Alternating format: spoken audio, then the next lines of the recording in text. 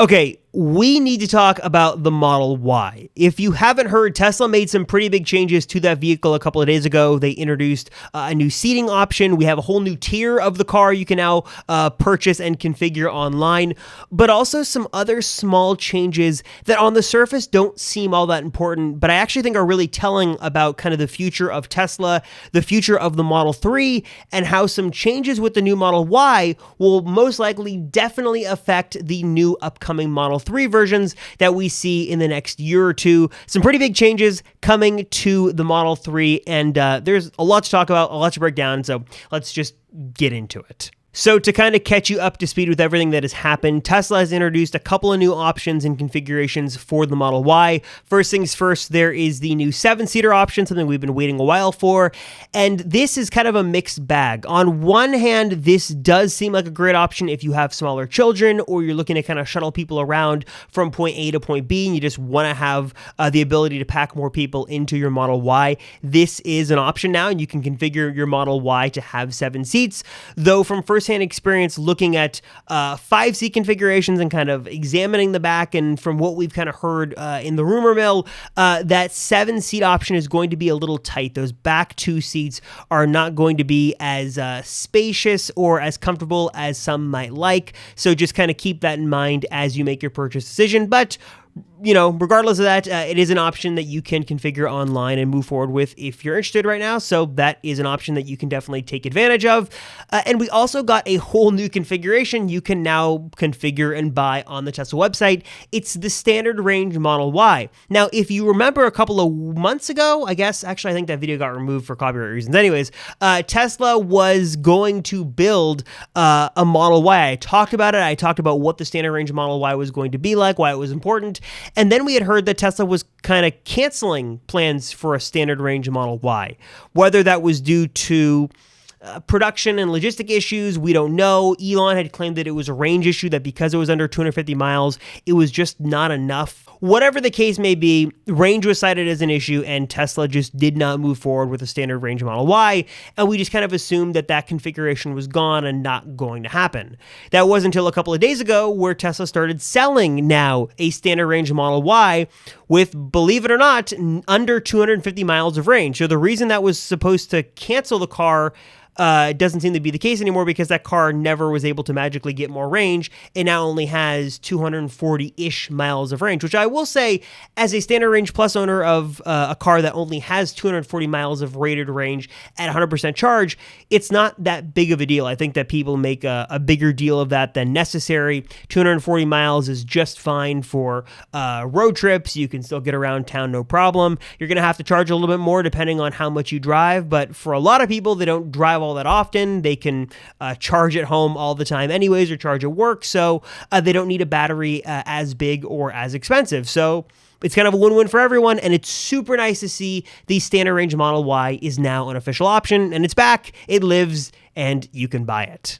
So the standard range Model Y is priced at about $42,000, in that neighborhood, depending on incentives and delivery fees and stuff like that. So let's just call it $42,000, which is significantly cheaper by about $8,000 than the long range Model Y, and just about $2,000 more than the standard range plus Model 3. So for about $2,000, you can go from a Model 3 to a Model Y and still save a ton of money from the long range Model Y, which is about $8,000 more. And there is a lot to unpack. Like I said, obviously, for a lot of people, they don't need to pay the money for a bigger battery pack because they're not driving that much. Maybe they're not doing long road trips, or maybe they're willing to stop more and supercharge. Maybe they don't do a lot of driving day to day, or again, they can charge at home and they just don't need a battery that big, or more importantly, they don't want to pay $8,000 just to have a bigger battery and more range. So they're looking to save the money and go with the standard range option, which is actually a fantastic option. And if you don't need that extra range, then you don't have to pay for it. It's a win-win for everybody.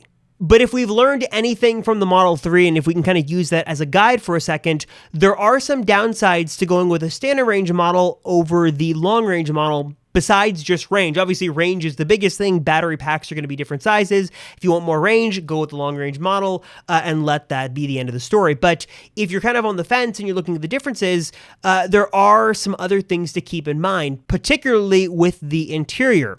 So with the Model 3, there are two different interiors. There is a full premium interior, and then what Tesla is calling a partial premium interior. Now, I have already made videos talking about the partial premium interior versus the full premium interior, what you kind of get and don't get with both. I'll leave a link to a video up here and down below, but here's like a 20-second kind of mini condensed version of really what the differences are. So the big differences are with the partial premium, you get 30 days of premium connectivity versus 1 year if you get the full premium interior. You're missing out on things like LED fog lights you do not get with the partial premium interior, at least you can't turn them on. The rear heated seats is not a standard option. You have to pay to unlock that, where if you get a full premium interior, it comes standard. You're missing some ambient interior lighting. You do not get that on the partial premium interior. You also don't get floor mats, a personal gripe of mine, but not a thing with partial premium interior. And I'm sure I'm missing a couple here, but the biggest difference of all that many owners just are very frustrated by is the audio system. The audio system in the partial premium is a different system than the one in the full premium interior, because the partial premium interior audio system misses out on things like a subwoofer, amplifiers. Not all the speakers are working.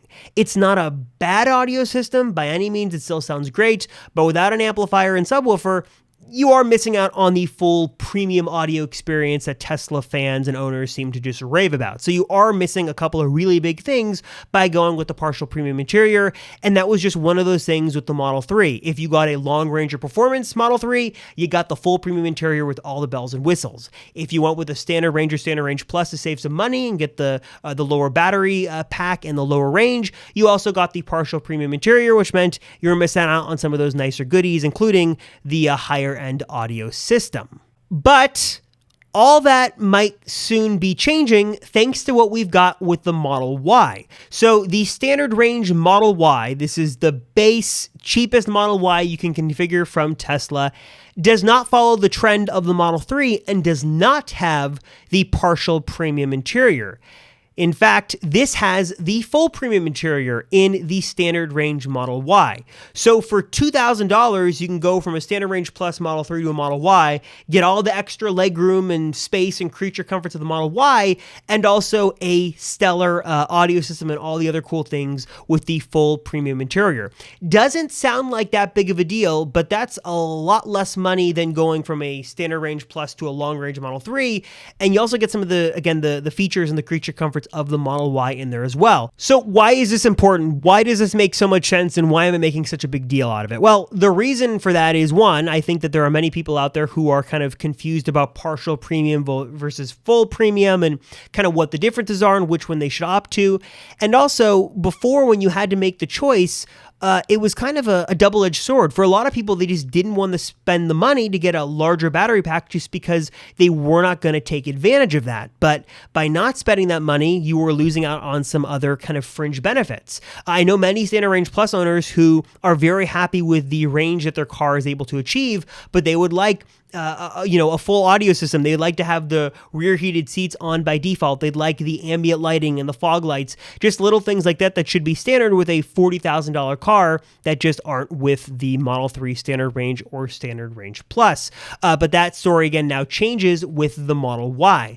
And I think that what we could see possibly in the future is that thanks to what we're seeing with the Model Y, maybe Tesla could do away with the partial premium interior entirely on the Model 3. So kind of following the lead of the Model Y, you could still get different versions of the Model 3. Officially, you could get the Standard Range Plus, the Long Range, and Performance Model 3, but they would all have the full premium interior. This is great not only for the consumer, and it's kind of a win-win for everybody, but I also think this is a real big win for Tesla, specifically because if you think about this kind of from a logistical standpoint, from a manufacturing manufacturing standpoint, this just makes things so much easier.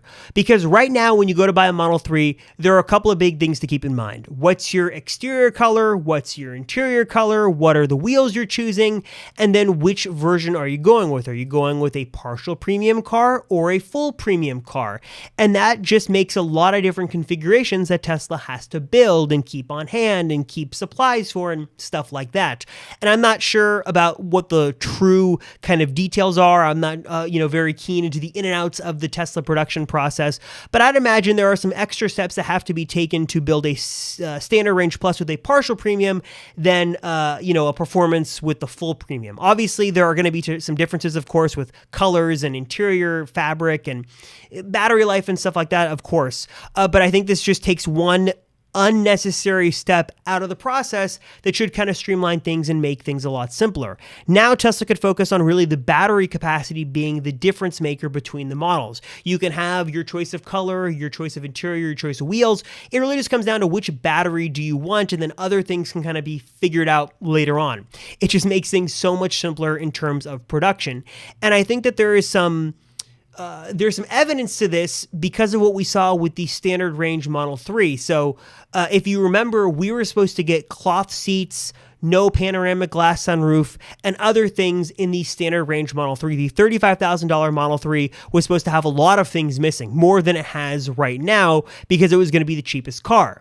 And Tesla made a lot of promises on what you were going to get with the higher end models that you weren't going to get with the standard range and stuff like that. But what ended up happening was it was just too complicated, too expensive, too much of a logistical nightmare to manufacture a whole separate SKU for this $35,000 car, when it was just much easier to build a standard range plus and then just software downgrade it and lock it over the air sometime later at the time of purchase. I think that lends some credit to what we could see in the future, where Tesla just builds the battery packs. Here's the full battery pack, here's the standard range plus battery pack, and then you can kind of choose your options as you go. I think this makes way more sense for Tesla, way more sense for the consumer, and like I said, win-win all around.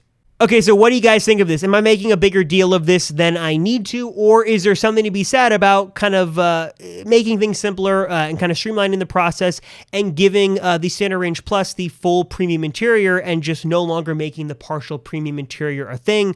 I'd love to see that. I'd love to see that as an option, and I think many owners would be very happy to not have to make those sacrifices again just because they're looking to get a smaller physical battery. Anyways, let me know your thoughts down below. As always, thank you guys so much for watching. I'm Robert Rosenfeld, and I'll see ya in the next one.